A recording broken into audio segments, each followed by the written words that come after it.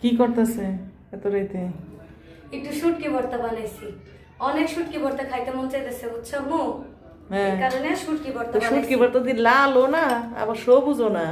না, এটা তোমারই করছি। ওই যে কাঁচামরিচ ছিল না ফ্রিজে, হুম। পরে দেখি কি লাল লাল হয়ে গেছে।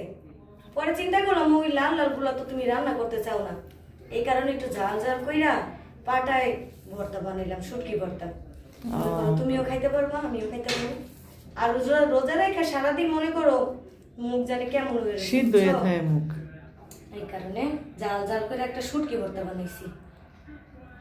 বিসমিল্লাহ। অনেক মজা হয়েছে আম্মু, অনেক অনেক জাল হয়েছে। তোর লোকে তো জাল খাওয়া পারা যায় না। হুম,